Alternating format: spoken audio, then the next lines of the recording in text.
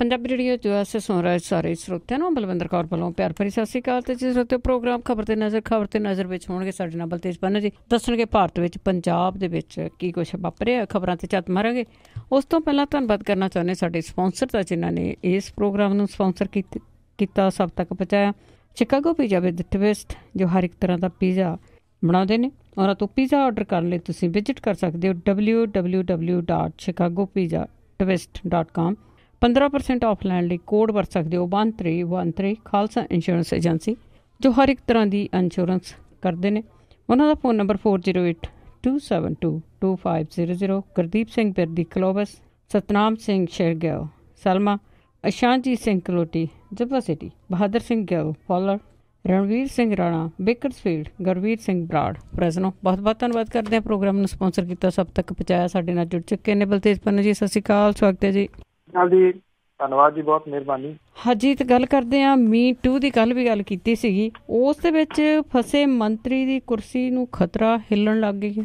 ਬਿਲਕੁਲ ਜੀ, ਐਕਚੁਅਲੀ ਇਹਦੇ ਨਾਲ ਕਾਫੀ ਜਿਹੜਾ ਤੁਸੀਂ ਕਹਿ ਲਓ ਕਿ ਇੱਕ ਮੁਹਿੰਮ ਦੇ ਨਾਲ ਜਿਹੜਾ ਜੀ ਇਹ ਕਈ ਕੁਛ ਹੀ ਜਿਹੜਾ ਜੀ ਉਹ ਨਿਕਲ ਕੇ ਸਾਹਮਣੇ ਜਿਹੜਾ ਜੀ ਆ ਰਿਹਾ ਕਈ ਪੱਖਾਂ ਤੋਂ। ਕਿਉਂਕਿ ਜਿਹੜਾ ਇਹ MJ ਅਕਬਰ ਹੈ ਉਹਦੇ ਉੱਤੇ ਜਿਹੜੇ ਇਹ ਜਿਨਸੀ ਸ਼ੋਸ਼ਣ ਦੇ ਜਿਹੜੇ ਦੋਸ਼ ਲੱਗੇ ਸੀ ਜੀ, ਉਹ 1-2 ਨਹੀਂ ਬਲਕਿ 9 ਜਿਹੜੇ ਆ ਜੀ ਉਹ ਹੋ ਚੁੱਕੇ ਆ ਹੁਣ ਤੱਕ। ਔਰ ਇਹ ਗੰਭੀਰ ਦੋਸ਼ਾਂ ਦਾ ਸਾਹਮਣਾ ਕਰ ਰਹੇ ਜੀ। ਵਿਦੇਸ਼ ਰਾਜ ਮੰਤਰੀ MJ ਅਕਬਰ ਨੂੰ ਉਹ ਜਿਹੜਾ ਬਾਹਰ ਗਿਆ ਹੈ ਜੀ ਦੌਰੇ ਦੇ ਉੱਤੇ, ਉੱਥੋਂ ਵਾਪਸ ਸੱਦ ਲਿਆ ਗਿਆ ਔਰ ਉਹਨੂੰ ਕੇਂਦਰੀ ਮੰਤਰੀ ਮੰਡਲ ਤੋਂ ਅਸਤੀਫਾ ਦੇਣਾ ਪੈ ਸਕਦਾ ਹੈ।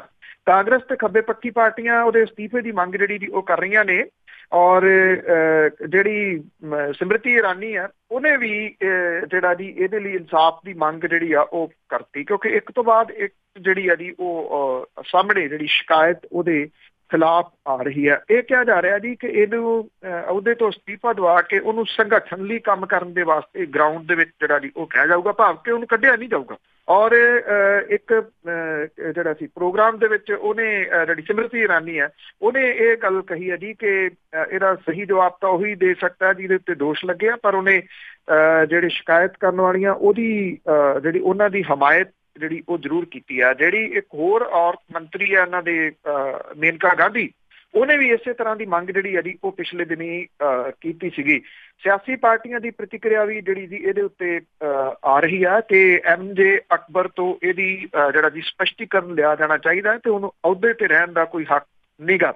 ਅਲੋਕ ਨਾਥ ਜਿਹੜਾ ਇੱਕ ਫਿਲਮ ਅਦਾਕਾਰ ਹੈ ਜੀ, ਉਹਦੇ ਖਿਲਾਫ ਇੱਕ ਹੋਰ ਅਭਿਨੇਤਰੀ ਹੈ ਜੀ ਦੀਪਿਕਾ ਅਮੀਨ, ਉਹਨੇ ਵੀ ਕਿਹਾ ਕਿ ਕਈ ਸਾਲ ਪਹਿਲਾਂ ਸ਼ਰਾਬ ਦੇ ਨਸ਼ੇ ਦੇ ਵਿੱਚ ਉਹ ਜਬਰੀ ਉਹਦੇ ਕਮਰੇ ਦੇ ਵਿੱਚ ਜਿਹੜਾ ਜੀ ਉਹ ਵੜ ਗਿਆ ਸੀਗਾ। ਅਲੋਕ ਨਾਥ ਦੇ ਉੱਤੇ ਲੱਗਣ ਵਾਲਾ ਇਹ ਦੂਸਰਾ ਇਲਜ਼ਾਮ ਜਿਹੜਾ ਜੀ ਉਹ ਹੈ। ਔਰ ਸੁਭਾਸ਼ ਘਈ ਜਿਹੜਾ ਜਿਹਨੂੰ ਸ਼ੋਮੈਨ ਕਿਹਾ ਜਾਂਦਾ ਫਿਲਮ ਇੰਡਸਟਰੀ ਦੇ ਵਿੱਚ, ਉਹਦਾ ਨਾਮ ਵੀ ਹੁਣ ਇਸੇ ਲਿਸਟ ਦੇ ਵਿੱਚ ਜਿਹੜਾ ਜੀ ਆ ਗਿਆ। ਲੇਖਕਾ ਮਹਿਮਾ ਕੁਕਰੇਜਾ ਨੇ ਜਿਹੜੀ ਹੈ ਜੀ ਇੱਕ ਪੋਸਟ ਕੀਤੀ ਆ ਜਿਹਦੇ ਵਿੱਚ ਉਹਨੇ ਜਿਹੜਾ ਜੀ ਦੋਸ਼ ਲਾਇਆ ਕਿ ਜਦੋਂ ਉਹ ਬਤੌਰ ਸਹਾਇਕ ਜਿਹੜੀ ਡਾਇਰੈਕਟਰ ਜੁੜੀ ਸੀ ਤਾਂ ਇੱਕ ਰਿਜ਼ੋਰਟ ਦੇ ਵਿੱਚ ਜਿਹੜਾ ਜੀ ਉਹ ਉਹਨੂੰ ਲੈ ਕੇ ਗਿਆ ਸੀ ਸੁਭਾਸ਼ ਘਈ, ਜਦੋਂ ਕਿ ਸੁਭਾਸ਼ ਘਈ ਨੇ ਇਹਦੇ ਤੋਂ ਜਿਹੜਾ ਜੀ ਉਹ ਇਨਕਾਰ ਕੀਤਾ। ਇਹ ਜਿਹੜਾ ਮੀ ਟੂ ਵਾਲਾ ਹੈ ਜੀ ਕਾਫੀ ਵੱਡੇ ਪੱਧਰ ਦੇ ਉੱਤੇ ਸੀ ਕਹਿ ਲਓ ਕਿ ਇਸ ਵੇਲੇ ਜਿਹੜਾ ਜੀ ਉਹ ਚੱਲ ਰਿਹਾ ਜੀ। ਤੇ ਅੱਗੇ ਡਰੱਗ ਮਾਮਲੇ ਦੀ ਜੇ ਗੱਲ ਕਰੀਏ, ਜਿੱਦਾਂ ਦਾ ਨਿਰੰਜਨ ਸਿੰਘ ED ਨੇ ਅਸਤੀਫਾ ਦਿੱਤਾ ਸੀਗਾ ਉਸ ਟਾਈਮ ਤੋਂ ਲੋਕੀ ਬੜੇ ਹੈਰਾਨ ਸੀਗੇ ਕਿ ਕੀ ਗੱਲ ਹੋਈ ਹੈ, ਪਰ ਹੁਣ ਉਸਨੂੰ ਇੱਕ ਨਵਾਂ ਮੋੜ ਮਿਲਿਆ। ਨਿਰੰਜਨ ਸਿੰਘ ਨੇ ਆਪਣਾ ਅਸਤੀਫਾ ਵਾਪਸ ਲਿਆ। ਇਹਦੀ ਕੁਛ ਜਿਹੜੀਆਂ ਨਵੀਆਂ ਚੀਜ਼ਾਂ ਜੀ ਅਦਾਲਤ ਦੇ ਵਿੱਚ ਸਾਹਮਣੇ ਆਈਆਂ ਨੇ ਜੀ। ਇੱਕ ਤਾਂ ਜਿਹੜੀ ਜੀ ਇਹ ਭੋਲਾ ਡਰੱਗ ਮਾਮਲੇ ਦੀ ਜਾਂਚ ਕਰ ਰਹੇ ED ਦੇ ਡਿਪਟੀ ਡਾਇਰੈਕਟਰ ਨਿਰੰਜਨ ਸਿੰਘ ਹੋਰਾਂ ਨੇ ਜਿਹੜਾ 5 ਅਕਤੂਬਰ ਨੂੰ ਦਿੱਤਾ ਅਸਤੀਫਾ ਸੀਗਾ ਜੀ ਉਹ ਵਾਪਸ ਲੈ ਲਿਆ। ਵਿਭਾਗ ਦੇ ਜਿਹੜੇ ਜੁਆਇੰਟ ਡਾਇਰੈਕਟਰ ਨੇ ਡਾਕਟਰ ਗਿਰੀਸ਼ ਬਾਲੀ, ਉਹਨਾਂ ਨੇ ਪੁਸ਼ਟੀ ਇਹਦੀ ਕੀਤੀ ਆ। ਜੇ ਇਸ ਤੋਂ ਬਾਅਦ ਕੇਂਦਰ ਸਰਕਾਰ ਜਿਹੜੀ ਹੈ ਜੀ ਵਿਰੋਧੀ ਧਿਰ ਦੇ ਨਿਸ਼ਾਨੇ ਦੇ ਉੱਤੇ ਜਿਹੜਾ ਆ ਗਈ ਹੈ, ਕਿਉਂਕਿ ਦੋਸ਼ ਲੱਗ ਰਿਹਾ ਕਿ ਉਹ ਅਕਾਲੀ ਨੇਤਾ ਸਾਬਕਾ ਮੰਤਰੀ ਬਿਕਰਮ ਸਿੰਘ ਮਜੀਠੀਆ ਤੋਂ ਭੋਲਾ ਡਰੱਗ ਮਾਮਲੇ 'ਚ ਪੁੱਛਗਿੱਛ ਜਿਹੜਾ ਜੀ ਉਹ ਕਰ ਰਹੇ ਸੀ। ED ਦੇ ਸੂਤਰ ਜਿਹੜੇ ਉਹ ਕਹਿੰਦੇ ਆ ਕਿ ਡਿਪਟੀ ਡਾਇਰੈਕਟਰ ਨਿਰੰਜਨ ਸਿੰਘ ਨੇ ਇੱਕ ਈਮੇਲ ਦੇ ਰਾਹੀਂ ਇਹ ਬੇਨਤੀ ਕੀਤੀ ਹੈ ਕਿ 5 ਅਕਤੂਬਰ ਨੂੰ ਉਹਦੇ ਵੱਲੋਂ ਭੇਜੀ ਗਈ ਮੇਲ ਨੂੰ ਕਾਰਵਾਈ ਤੋਂ ਵੱਖ ਰੱਖਿਆ ਜਾਵੇ। ਉਹ ਵਿਭਾਗ 'ਚ ਆਪਣੀਆਂ ਸੇਵਾਵਾਂ ਜਾਰੀ ਰੱਖਣਾ ਚਾਹੁੰਦੇ ਆ। ਔਰ ਇਹਦੀ ਪੁਸ਼ਟੀ ਡਿਪਟੀ ਡਾਇਰੈਕਟਰ ਨਿਰੰਜਨ ਸਿੰਘ ਨੇ ਜਿਹੜੀ ਹੈ ਜੀ ਉਹ ਆਪਣੇ ਪਰਸਨਲੀ ਤੌਰ ਤੇ ਨਹੀਂ ਕੀਤੀ, ਵਿਭਾਗ ਦੇ ਵੱਲੋਂ ਜਿਹੜੀ ਹੈ ਜੀ ਉਹ ਪੁਸ਼ਟੀ ਜ਼ਰੂਰ ਇਹ ਹੋਈ ਆ। ਕਿ ਇਹ ਅਰਜ਼ੀ ਜਿਹੜੀ ਹੈ ਜੀ ਉਹ ਵਾਪਸ ਉਹਨਾਂ ਨੇ ਲੈਣੀ ਆ। ਉਧਰ ਪੰਜਾਬ ਹਰਿਆਣਾ ਹਾਈ ਕੋਰਟ ਦੇ ਵਿੱਚ ਭੋਲਾ ਡਰੱਗ ਮਾਮਲੇ ਦੇ ਵਿੱਚ ਸੁਣਵਾਈ ਦੇ ਦੌਰਾਨ ਨਰਿੰਜਨ ਸਿੰਘ ਦੇ ਵਕੀਲ ਸੀਨੀਅਰ ਐਡਵੋਕੇਟ ਅਨੁਪਮ ਗੁਪਤਾ ਨੇ ਕਿਹਾ ਕਿ ਵਿਕਰਮ ਮਜੀਠੀਆ ਲਈ ਕੇਂਦਰੀ ਵਿੱਤ ਮੰਤਰਾਲੇ ਦੇ ਵੱਲੋਂ ਨਰਿੰਜਨ ਸਿੰਘ ਤੇ ਦਬਾਅ ਕਰਕੇ ਅਸਤੀਫਾ ਦਿੱਤਾ ਸੀ।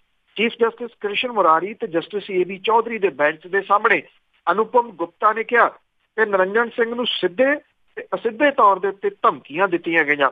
ਅਦਾਲਤ ਦੇ ਵਿੱਚ ਦਾਇਰ ਦਸਤਾਵੇਜ਼ ਦਾ ਜ਼ਿਕਰ ਕਰਦਿਆਂ ਅਨੁਪਮ ਗੁਪਤਾ ਨੇ ਕਿਹਾ ਕਿ ਨਰਿੰਜਨ ਸਿੰਘ ਨੇ ਇਹ ਗੱਲ ਅਦਾਲਤ ਨੂੰ ਦੱਸੀ ਸੀ ਕਿ ਉਹਨਾਂ ਦੇ ਅਧੀਨ ਤਾਇਨਾਤ ਕੀਤਾ ਗਿਆ ਜਾਂਚ ਅਧਿਕਾਰੀ ਕਾਰਵਾਈ ਨੂੰ ਅੱਗੇ ਨਹੀਂ ਵਧਾ ਰਿਹਾ ਔਰ ਲੰਮੇ ਸਮੇਂ ਤੋਂ ਬਿਮਾਰੀ ਕਰਕੇ ਉਹ ਛੁੱਟੀ ਤੇ ਹੈ। ਨਰਿੰਜਨ ਸਿੰਘ ਵੱਲੋਂ ਕੀਤੀ ਗਈ ਜਾਂਚ ਨੂੰ ਰੋਕਣ ਦਾ ਦੋਸ਼ ਲਾਉਂਦਿਆਂ ਅਨੁਪਮ ਗੁਪਤਾ ਨੇ ਕਿਹਾ ਕਿ ਨਰਿੰਜਨ ਸਿੰਘ ਨੂੰ ਜਾਂਚ ਮਦਦ ਲਈ ਕੋਈ ਅਧਿਕਾਰੀ ਤੱਕ ਨਹੀਂ ਦਿੱਤਾ ਗਿਆ। ਉਹਨੇ ਅਦਾਲਤ ਨੂੰ ਇਹ ਵੀ ਦੱਸਿਆ ਕਿ ਉਹਨਾਂ ਦੇ ਵੱਲੋਂ ਕੀਤੀ ਗਈ ਜਾਂਚ ਦੇ ਆਧਾਰ ਤੇ ਨਾ ਤਾਂ ਕੋਈ ਜਾਇਦਾਦ ਜ਼ਬਤ ਕੀਤੀ ਗਈ ਹੈ, ਨਾ ਕਿਸੇ ਗਵਾਹ ਦੀਆਂ ਗਵਾਹੀਆਂ ਜਿਹੜੀਆਂ ਜੀ ਉਹ ਦਰਜ ਕੀਤੀਆਂ ਗਈਆਂ। ਗੁਪਤਾ ਦੀਆਂ ਟਿੱਪਣੀਆਂ ਤੇ ਅਸਿਸਟੈਂਟ ਸੋਲਿਸਿਟਰ ਜਨਰਲ ਚੇਤਨ ਮਿੱਤਲ ਨੇ ਇਤਰਾਜ਼ ਪ੍ਰਗਟਾਇਆ ਜੀ ਔਰ ਬਹਿਸ ਤੋਂ ਬਾਅਦ ਹਾਈ ਕੋਰਟ ਨੇ ਡਰੱਗਸ ਦੇ ਨਾਲ ਜੁੜੇ ਮੁਲਜ਼ਮਾਂ ਦੀ ਜ਼ਮਾਨਤ ਲਈ 25 ਅਕਤੂਬਰ ਤੇ ਬਾਕੀ ਹੋਰ ਮਾਮਲਿਆਂ ਦੀ ਸੁਣਵਾਈ ਲਈ 20 ਨਵੰਬਰ ਦੀ ਤਰੀਕ ਨਿਸ਼ਚਿਤ ਕੀਤੀ ਹੈ। ਇਹਨਾਂ ਦੋਨਾਂ ਨੂੰ ਨਿਖੇੜ ਲਿਆ ਗਿਆ ਹੁਣ ਜਿਹੜਾ ਜੀ ਇਹ ਡਿਫਰੈਂਟ ਇਹਦੇ ਉੱਤੇ ਸੁਣਵਾਈ ਜਿਹੜੀ ਆ ਜੀ ਉਹ ਹੋਊਗੀ। ਜਿਹੜੀਆਂ ਗੱਲਾਂ ਅਨੁਪਮ ਗੁਪਤਾ ਨੇ ਜਿਹੜੀਆਂ ਦੀ ਇਹ ਕਈਆਂ ਨੇ ਜਿਹੜੇ ਗੰਭੀਰ ਦੋਸ਼ ਉਹਨੇ ਸੈਂਟਰ ਦੀ ਸਰਕਾਰ ਤੇ ਲਾਏ ਆ, ਇਹ ਕੋਈ ਉਹਨੇ ਕਿਸੇ ਪੱਤਰਕਾਰ ਸੰਮੇਲਨ 'ਚ ਨਹੀਂ ਲਾਏ ਜੀ, ਅਦਾਲਤ ਦੇ ਵਿੱਚ ਜੱਜਾਂ ਦੇ ਸਾਹਮਣੇ ਔਨ ਰਿਕਾਰਡ ਸਾਰੇ ਦੋਸ਼ ਲਾਏ ਆ ਜੀ। ਹਾਂ, ਤੇ ਅੱਗੇ ਗੱਲ ਕਰਦੇ ਹਾਂ ਇੱਕ ਬਜ਼ੁਰਗ ਦੀ। ਉਹ ਪ੍ਰਧਾਨ ਮੰਤਰੀ ਨੂੰ ਚਿੱਠੀਆਂ ਕਾਫੀ ਟਾਈਮ ਤੋਂ ਲਿਖ ਰਿਹਾ ਸੀਗਾ ਕਿ ਗੰਗਾ ਨੂੰ ਸਾਫ਼ ਕਰਨਾ, ਗੰਗਾ ਸਾਫ਼ ਚਾਹੀਦੀ ਆ, ਤੇ ਉਹ ਭੁੱਖ ਹੜਤਾਲ ਤੇ ਸੀ, ਉਹ ਦੁਨੀਆ ਤੋਂ ਤੁਰ ਗਿਆ। ਬਿਲਕੁਲ ਜੀ। ਇੱਕ ਜਦੋਂ 2014 ਦੀਆਂ ਇਲੈਕਸ਼ਨ ਸੀਗੀਆਂ ਤੇ ਯਾਦ ਹੋਣਾ ਇੱਕ ਬੜਾ ਜਿਹੜਾ ਜੀ ਉਸ ਟਾਈਮ ਆਇਆ ਸੀਗਾ ਕਿ ਮੈਂ ਆਪ ਨਹੀਂ ਆਇਆ, ਮੈਨੂੰ ਗੰਗਾ ਨੇ ਜਿਹੜਾ ਜੀ ਉਹ ਬੁਲਾਇਆ। ਤੋ ਗੰਗਾ ਦੇ ਵਾਸਤੇ ਸਫਾਈ ਦੇ ਵਾਸਤੇ ਕਿੰਨਾ ਪੈਸਾ ਜਿਹੜਾ ਸੀਗਾ ਜੀ ਉਹ ਰੱਖਿਆ ਗਿਆ, ਲਾਇਆ ਗਿਆ, ਉਹ ਸਭ ਨੂੰ ਪਤਾ ਹੈ। ਸਫਾਈ ਕਿੰਨੀ ਕੁ ਹੋਈ ਉਹ ਰਿਐਲਿਟੀ ਸਭ ਦੇ ਜਿਹੜਾ ਜੀ ਉਹ ਸਾਹਮਣੇ ਆ।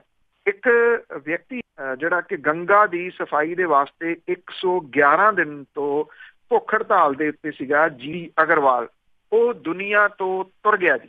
ਚਿੱਠੀਆਂ ਜਿਹੜੀਆਂ ਦੀ ਉਹ ਲਿਖਦਾ ਸਫਾਈ ਦੇ ਮੁੱਦੇ ਦੇ ਉੱਤੇ 22 ਜੂਨ ਤੋਂ ਉਹ ਭੁੱਖ ਹੜਤਾਲ ਤੇ ਬੈਠਾ ਸੀਗਾ ਜੀ। ਵਾਤਾਵਰਨ ਪ੍ਰੇਮੀ ਸੀਗਾ ਇਹ ਪ੍ਰੋਫੈਸਰ ਜੀ ਅਗਰਵਾਲ, ਉਹ ਦੁਨੀਆ ਤੋਂ ਤੁਰ ਗਿਆ। 86 ਸਾਲ ਦੇ ਪ੍ਰੋਫੈਸਰ ਅਗਰਵਾਲ 111 ਦਿਨ ਉਹ ਭੁੱਖ ਹੜਤਾਲ ਦੇ ਉੱਤੇ ਰਿਹਾ ਔਰ ਪੁਲਿਸ ਨੇ ਜਬਰੀ ਇੱਕ ਦਿਨ ਪਹਿਲਾਂ ਉਹਨੂੰ ਏਮਸ ਰਿਸ਼ੀਕੇਸ਼ ਦੇ ਵਿੱਚ ਜਿਹੜਾ ਜੀ ਉਹ ਭਰਤੀ ਕਰਾਇਆ ਸੀਗਾ।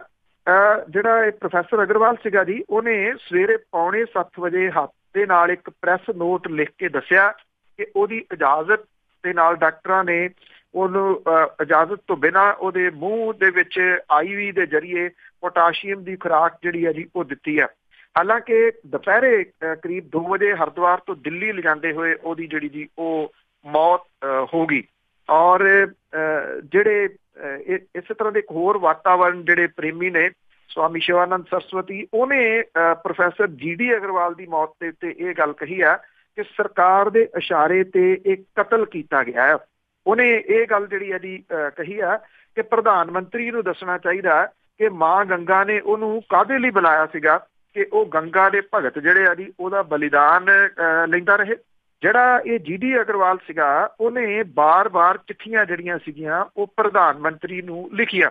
ਪ੍ਰਧਾਨ ਮੰਤਰੀ ਨੇ ਭੁੱਖ ਹੜਤਾਲ ਦੇ ਉੱਤੇ ਬੈਠੇ ਹੋਏ ਪ੍ਰੋਫੈਸਰ ਜੀ ਅਗਰਵਾਲ ਦੀ ਕਿਸੇ ਚਿੱਠੀ ਦਾ ਜਵਾਬ ਨਹੀਂ ਦਿੱਤਾ ਔਰ ਜਿਹੜੀ ਲਾਸਟ ਚਿੱਠੀ ਸੀਗੀ ਉਹਨੇ ਹੱਥ ਦੇ ਨਾਲ ਬੁੱਧਵਾਰ ਨੂੰ ਜਿਹੜੀ ਉਹ ਲਿਖੀ ਔਰ ਇਹ ਗੱਲ ਕਹੀ ਕਿ ਲੱਗਦਾ ਕਿ ਉਹਦਾ ਦੁਨੀਆ ਤੋਂ ਜਿਹੜਾ ਦੀ ਉਹ ਜਾਣ ਦਾ ਸਮਾਂ ਆ ਗਿਆ। ਉਹਨੇ ਕਿਹਾ ਕਿ ਉਹਨੇ ਜਿਹੜਾ ਸਬਜੈਕਟ ਲੈ ਕੇ ਜਿਹਨੂੰ ਲੈ ਕੇ ਉਹ ਉਭਾਰਨਾ ਚਾਹੁੰਦਾ ਸੀ ਉਹਨੇ ਪੂਰਾ ਉਭਾਰਿਆ ਤੇ ਉਹਨੂੰ ਦੁਨੀਆ ਤੋਂ ਜਾਣ ਦਾ ਕੋਈ ਗਮ ਨੀਗਾ। ਪ੍ਰੋਫੈਸਰ ਜੀ ਅਗਰਵਾਲ ਦੀ ਮੌਤ ਤੋਂ 6 ਘੰਟੇ ਬਾਅਦ ਹੋਰ ਤਾਂ ਕੁਛ ਨਹੀਂ ਹੋਇਆ। ਪ੍ਰਧਾਨ ਮੰਤਰੀ ਦੇ ਦਫ਼ਤਰ ਤੋਂ ਉਹਨਾਂ ਦਾ ਜਿਹੜਾ ਅਫੀਸ਼ੀਅਲ ਟਵਿੱਟਰ ਹੈ ਜੀ ਉਹਦੇ ਉੱਤੇ ਇੱਕ ਟਵੀਟ ਆ ਗਿਆ ਕਿ ਗੰਗਾ ਦੀ ਸਫਾਈ ਦੇ ਵਾਸਤੇ ਉਹਦਾ ਜਨੂਨ ਹਮੇਸ਼ਾ ਯਾਦ ਰੱਖਿਆ ਜਾਊਗਾ। ਜਿਹਦਾ ਜੀ ਜਿਹੜਾ ਅਸਲ ਦੇ ਵਿੱਚ ਜਿਹਨੂੰ ਗੰਗਾ ਨੇ ਬੁਲਾਇਆ ਔਰ ਉਹਦੀ ਸਫਾਈ ਦੇ ਵਾਸਤੇ ਇਸ ਵਾਤਾਵਰਨ ਪ੍ਰੇਮੀ ਦੀ ਜਾਨ ਚਲੇਗੀ ਜਦੋਂ ਕਿ ਜੁਮਲੇਬਾਜ਼ੀ ਜਿਹੜੀ ਸੀ ਜੀ ਉਹ ਕੁਛ ਵੀ ਨਾ ਕਰ ਸਕੇ ਜੀ। ਤੇ ਅੱਗੇ ਗੱਲ ਕਰਦੇ ਜੀ ਰਾਹੁਲ ਗਾਂਧੀ ਦੀ, ਉਸਨੇ ਪ੍ਰਧਾਨ ਮੰਤਰੀ ਨੂੰ ਘੇਰਿਆ।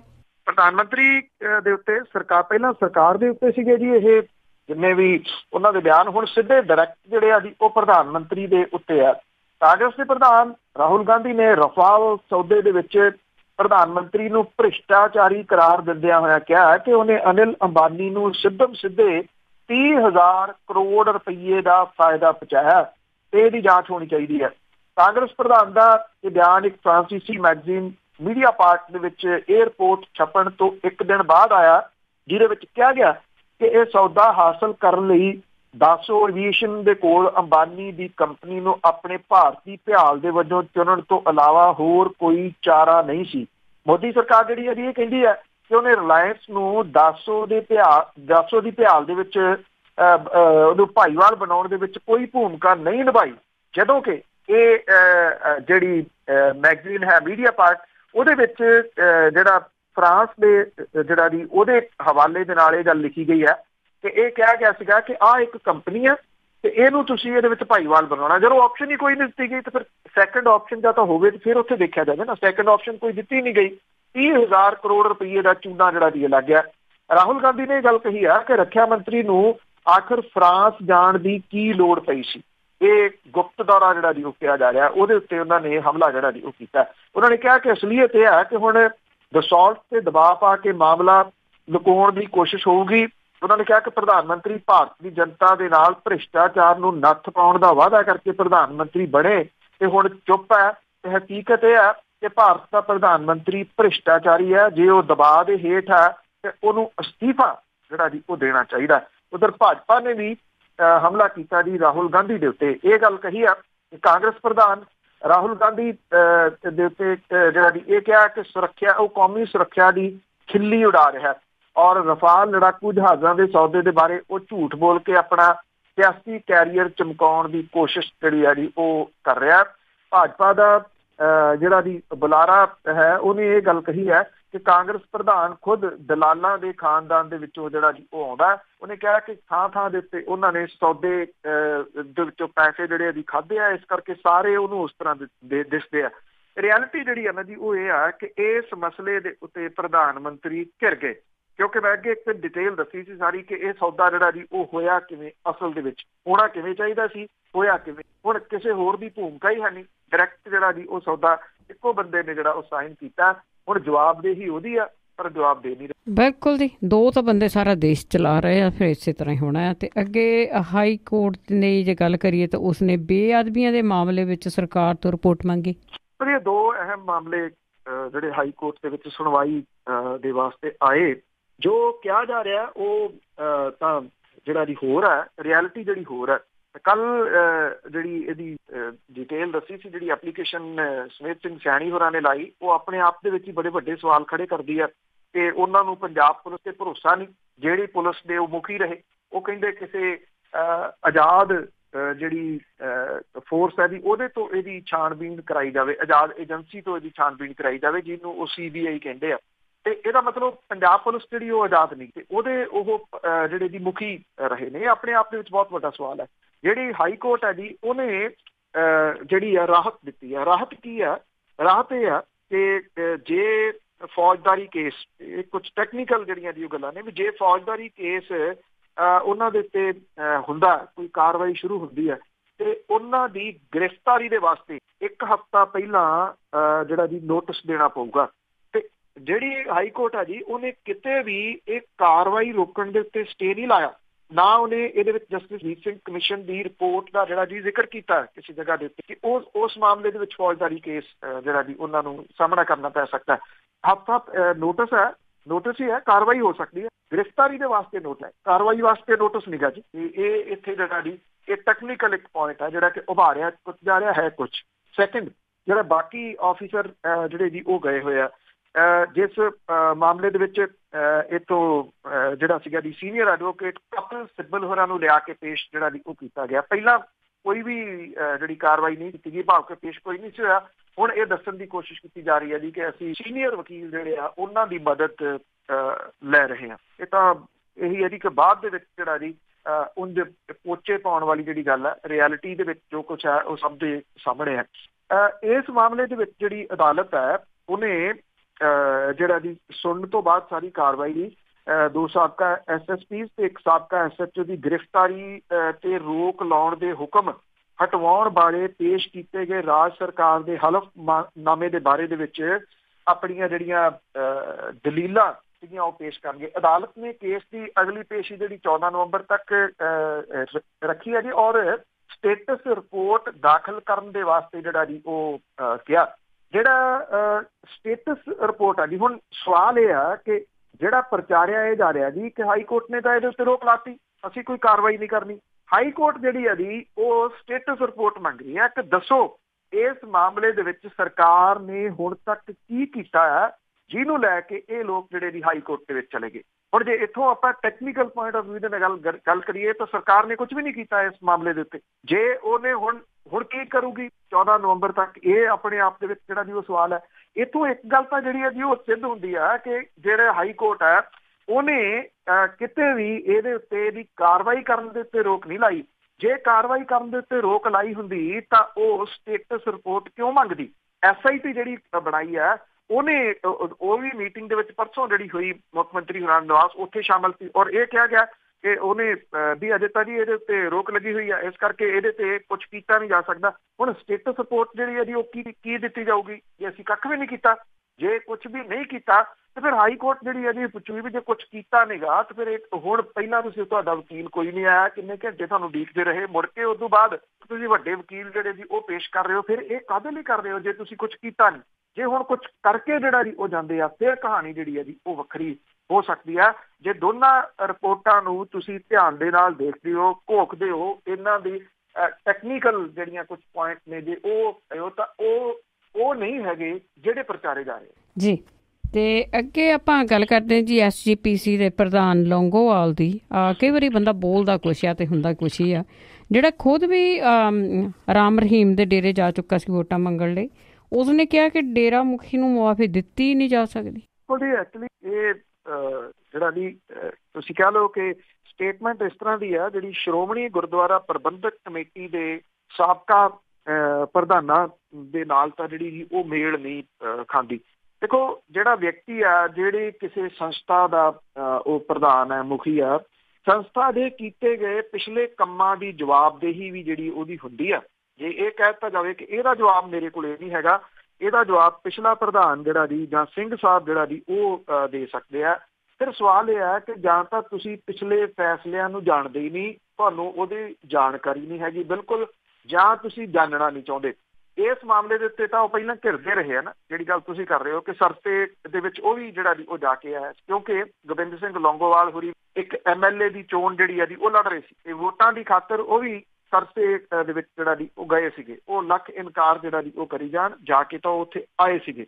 ਹੁਣ ਉਹਨਾਂ ਨੇ ਇਹ ਗੱਲ ਜਿਹੜੀ ਹੈ ਜੀ ਕਹੀ ਆ ਕਿ ਜਿਹੜੇ ਡੇਰਾ ਸਰਸਾ ਦਾ ਮੁਖੀ ਆ ਉਹਨੂੰ ਮੁਆਫ ਕੀਤਾ ਹੀ ਨਹੀਂ ਜਾਣਾ ਚਾਹੀਦਾ। ਉਹਨਾਂ ਨੇ ਇਹ ਗੱਲ ਜਿਹੜੀ ਹੈ ਜੀ ਕਹੀ ਹੈ, ਔਰ ਇਹ ਕਿਹਾ ਕਿ ਮੁਆਫ ਕੀਤਾ ਹੀ ਨਹੀਂ ਜਾ ਸਕਦਾ। ਹੁਣ ਜਿਹੜਾ ਜੀ ਇਹ ਤੋਂ ਅਗਲਾ ਸਵਾਲ ਜਿਹੜਾ ਇਹ ਖੜਾ ਹੋ ਗਿਆ ਕਿ ਜਿਹੜੇ ਪੰਜ ਸਿੰਘ ਸਾਹਿਬਾਨ ਸੀ 24 ਸਤੰਬਰ 2015 ਨੂੰ ਇਹਨਾਂ ਨੇ ਡੇਰਾ ਸਿਰਸਾ ਦੇ ਮੁਖੀ ਨੂੰ ਬਿਨਾਂ ਮੰਗਿਆ ਮੁਆਫੀ ਜਿਹੜੀ ਜੀ ਉਹ ਦੇ ਦਿੱਤੀ। ਔਰ ਇਹਦੇ ਬਾਰੇ ਦੇ ਵਿੱਚ ਹੁਣ ਇਹ ਪ੍ਰਧਾਨ ਦਾ ਜਿਹੜਾ ਬਿਆਨ ਆ ਰਿਹਾ ਜੀ ਉਹ ਬਿਲਕੁਲ ਵੱਖਰਾ ਹੈ। ਔਰ ਵੱਡਾ ਜਿਹੜਾ ਸਵਾਲ ਇਹ ਆ ਕਿ ਜਿਹੜੇ ਸ਼੍ਰੋਮਣੀ ਗੁਰਦੁਆਰਾ ਪ੍ਰਬੰਧਕ ਕਮੇਟੀ ਦੇ ਉਹ ਇਸ ਵੇਲੇ ਪ੍ਰਧਾਨ ਨੇ, ਉਸੇ ਸ਼੍ਰੋਮਣੀ ਗੁਰਦੁਆਰਾ ਪ੍ਰਬੰਧਕ ਕਮੇਟੀ ਨੇ 90 ਲੱਖ ਰੁਪਏ ਦੇ ਇਸ਼ਤਿਹਾਰ ਦਿੱਤੇ ਸੀਗੇ ਵੱਖ-ਵੱਖ ਅਖਬਾਰਾਂ ਦੇ ਵਿੱਚ ਇਸ ਫੈਸਲੇ ਨੂੰ ਦਰੁਸਤ ਸਾਬਤ ਕਰਨ ਦੇ ਵਾਸਤੇ ਕਿ ਇਹ ਮੁਆਫੀ ਕਿੰਨੀ ਜ਼ਰੂਰੀ ਸੀਗੀ ਤੇ ਇਹ ਕਿਉਂ ਜਿਹੜੀ ਆ ਜੀ ਉਹ ਦਿੱਤੀ ਗਈ। ਜਦੋਂ ਜਿਹੜੇ ਸਾਬਕਾ ਜਸਟਿਸ ਰਣਜੀਤ ਸਿੰਘ ਕਮਿਸ਼ਨ ਦੀ ਜਿਹੜੀ ਕਾਰਵਾਈ ਚੱਲ ਰਹੀ ਸੀ ਤਾਂ ਉਦੋਂ ਕਮਿਸ਼ਨ ਨੇ ਇਹੀ ਜਿਹੜਾ ਜੀ ਚਿੱਠੀ ਲਿਖ ਕੇ ਪ੍ਰਧਾਨ ਨੂੰ ਜਿਹੜਾ ਪੁੱਛਿਆ ਸੀਗਾ ਕਿ ਦੱਸੋਗੇ ਕਿ 90 ਲੱਖ ਰੁਪਏ ਦੇ ਜਿਹੜੇ ਇਸ਼ਤਿਹਾਰ ਆ ਇਹ ਕਿਹਦੀ ਖਾਤਰ ਜਿਹੜਾ ਜੀ ਉਹ ਦਿੱਤੇ ਗਏ ਸੀ, ਕਿਹਦੇ ਕਹਿਣ ਦੇ ਉੱਤੇ ਦਿੱਤੇ ਗਏ ਸੀਗੇ। ਇਹਦਾ ਜਵਾਬ ਦੇਣ ਤੋਂ ਸ਼੍ਰੋਮਣੀ ਗੁਰਦੁਆਰਾ ਪ੍ਰਬੰਧਕ ਕਮੇਟੀ ਇਨਕਾਰੀ ਹੋ ਗਈ ਸੀ। ਔਰ ਰੌਲਾ ਇਹ ਪਾ ਲਿਆ ਗਿਆ ਸੀਗਾ ਜੀ ਕਿ ਸਰਵਉੱਚ ਸੰਸਥਾ ਹੈ, ਇਸ ਕਰਕੇ ਇਹ ਜਵਾਬਦੇਹੀ ਜਿਹੜੀ ਹੈ ਕਿਸੇ ਕਮਿਸ਼ਨ ਦੇ ਦੁਨਿਆਵੀ ਅਦਾਲਤ ਦੇ ਮੂਹਰੇ ਨਹੀਂ ਜਾ ਸਕਦੀ।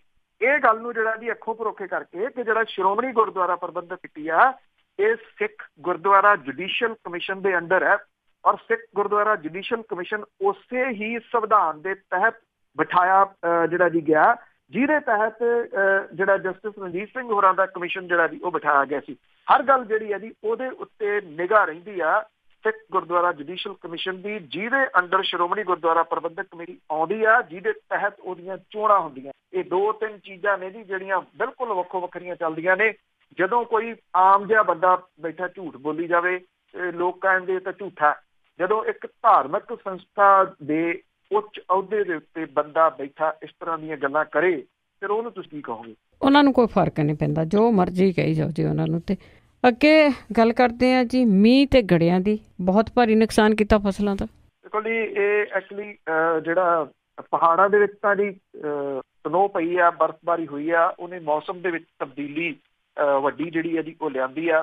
ਪੰਜਾਬ ਦੇ ਵਿੱਚ ਝੋਨੇ ਦੀ ਪੱਕੀ ਪਈ ਫਸਲ ਦੇ ਉੱਤੇ ਮੀਂਹ, ਝੱਖੜ ਤੇ ਗੜਿਆਂ ਨੇ ਭਾਰੀ ਨੁਕਸਾਨ ਜਿਹੜਾ ਜੀ ਉਹ ਕੀਤਾ। ਮੋਗਾ, ਅੰਮ੍ਰਿਤਸਰ, ਤਰਨਤਾਰਨ, ਗੁਰਦਾਸਪੁਰ, ਪਟਿਆਲੇ ਦਾ ਕੁਝ ਪਾਰਟ, ਰੂਪਨਗਰ, ਫਤਿਹਗੜ੍ਹ ਸਾਹਿਬ, ਮੋਹਾਲੀ, ਹੁਸ਼ਿਆਰਪੁਰ, ਕਪੂਰਥਲਾ, ਇਹਨਾਂ ਸਾਰੇ ਥਾਵਾਂ ਦੇ ਉੱਤੇ ਮੀਂਹ ਤੇ ਝੱਖੜ ਦੇ ਨਾਲ ਝੋਨੇ ਦੀ ਖੜੀ ਫਸਲ ਜਿਹੜੀ ਹੈ ਜੀ ਉਹਨੂੰ ਭਾਰੀ ਨੁਕਸਾਨ ਪਹੁੰਚਿਆ। ਬਹੁਤ ਸਾਰੇ ਥਾਵਾਂ ਦੇ ਉੱਤੇ ਜਿਹੜੀ ਝੋਨੇ ਦੀ ਇਹ ਫਸਲ ਆ ਜੀ ਉਹ ਵਿਛ ਗਈ ਆ, ਔਰ ਗੜੇਮਾਰੀ ਵੀ ਕੁਝ ਥਾਵਾਂ ਦੇ ਉੱਤੇ ਹੋਈ ਆ, ਜਿਹਦੇ ਨਾਲ ਠੰਡੀਆਂ ਹਵਾਵਾਂ ਜਿਹੜੀਆਂ ਜੀ ਉਹ ਚੱਲ ਪਈਆਂ। ਇਹਦੇ ਨਾਲ ਜਿਹੜੀ ਫਸਲ ਡਿੱਗ ਪਈ ਆ, ਇਹਨੂੰ ਮੁੜ ਕੇ ਜਿਹੜਾ ਜੀ ਖੜੇ ਹੋ ਸਕਣਾ ਔਰ ਇਹਦੇ ਵਿੱਚ ਨਮੀ ਜਿਹੜੀ ਹੈ ਜੀ ਉਹ ਘੱਟ ਸਕਣੀ, ਇਹਦੇ ਵਾਸਤੇ ਸਮਾਂ ਲੱਗੂਗਾ। ਝੋਨੇ ਦੀ ਖਰੀਦ ਦੇ ਵਾਸਤੇ ਜਿਹੜੇ ਮਿਆਰ ਆ ਉਹਦੇ ਅਨੁਸਾਰ ਨਮੀ ਜਿਹੜੀ 15% ਹੋਣੀ ਚਾਹੀਦੀ ਹੈ, ਔਰ ਜੇ ਇਹਦੇ ਤੋਂ ਜ਼ਿਆਦਾ ਵਾਲੀ ਆਉਂਦੀ ਤਾਂ ਫਿਰ ਉਹ ਮੰਡੀ ਦੇ ਵਿੱਚ ਵਿਕਦਾ ਨੀਗਾ ਜੀ। ਜ਼ਿਲ੍ਹਾ ਰੂਪਨਗਰ ਤੇ ਅਨੰਦਪੁਰ ਸਾਹਿਬ ਦੇ ਬਲਾਕ ਦੇ ਵਿੱਚ 2500 ਏਕੜ, ਫਤਿਹਗੜ੍ਹ ਸਾਹਿਬ ਤੇ ਬਲਾਕ ਖੇੜਾ ਦੇ ਵਿੱਚ 1500 ਏਕੜ ਜਿਹੜੀ ਖੜੀ ਫਸਲ ਆ ਉਹਨੂੰ ਨੁਕਸਾਨ ਹੋਇਆ। ਖਮਾਣੋ ਦੇ ਵਿੱਚ 500 ਏਕੜ ਜਿਹੜੀ ਖੜੀ ਫਸਲ ਆ ਉਹਨੂੰ ਨੁਕਸਾਨ ਹੋਇਆ। ਰਾਜਪੁਰਾ ਤੇ ਘਨੌਰ ਬਲਾਕ ਜਿਹੜੇ ਪਟਿਆਲਾ ਡਿਸਟ੍ਰਿਕਟ ਦੇ ਵਿੱਚ ਪੈਂਦੇ ਆ, ਇੱਥੇ ਵੀ ਫਸਲ ਨੂੰ ਬਹੁਤ ਭਾਰੀ ਨੁਕਸਾਨ ਜਿਹੜਾ ਜੀ ਹੋਇਆ। ਅੰਮ੍ਰਿਤਸਰ ਤੇ ਤਰਨਤਾਰਨ ਦੇ ਵਿੱਚ 15,000 ਏਕੜ ਝੋਨੇ ਦੀ ਜਿਹੜੀ ਖੜੀ ਫਸਲ ਆ ਉਹਨੂੰ ਨੁਕਸਾਨ ਹੋਇਆ। ਇਹ ਪੱਕੀ ਹੋਈ ਫਸਲ ਦੇ ਉੱਤੇ ਗੜੇਮਾਰੀ ਤੇ ਮੀਂਹ ਤੇ ਝੱਖੜ ਜਿਹੜਾ ਜੀ ਉਹ ਕਿਸਾਨਾਂ ਦੇ ਵਾਸਤੇ ਕਹਿਰ ਬਣ ਕੇ ਜਿਹੜਾ ਜੀ ਉਹ ਆਇਆ। ਪਰ ਮੌਸਮ ਦੀ ਮਾਰ ਹੈ, ਇਹ ਕੁਦਰਤ ਦੀ ਮਾਰ ਹੈ, ਇਹਦੇ ਉੱਤੇ ਦੋਸ਼ ਕਿਸੇ ਨੂੰ ਨਹੀਂ ਦਿੱਤਾ ਜਾ ਸਕਦਾ। ਬਿਲਕੁਲ ਜੀ, ਬਿਲਕੁਲ। ਅਤੇ ਅੱਗੇ ਅਖੀਰ ਦੇ ਵਿੱਚ ਆਪਾਂ ਗੱਲ ਕਰਦੇ ਹਾਂ ਜੀ, ਦਰਸ਼ਨੀ ਡਿਓੜੀ ਦੇ ਦਰਵਾਜ਼ੇ ਹੁੰਦੇ ਸੀਗੇ, ਉਹ ਕੋਈ ਨਾ ਕੋਈ ਬਹਾਨਾ ਹੀ ਪਾਇਆ ਜਾਂਦਾ ਹੈ। ਜਿਹੜੇ ਪੁਰਾਤਨ ਦਰਵਾਜ਼ੇ ਸੀਗੇ ਉਹ ਕਿੱਥੇ ਗਏ? ਹੋਰ ਬਣਾ ਕੇ ਵੀ ਲਾ ਦਿੱਤੇ, ਲਾ ਵੀ ਲਏ, ਸਮਝ ਨਹੀਂ ਲੱਗਦੀ ਵੀ ਉਹਨਾਂ ਦੀ ਉਹ ਕਿੱਥੇ ਇਹਨਾਂ ਨੇ ਰੱਖ ਲਏ, ਕਿੱਥੇ ਵੇਚ ਲਏ।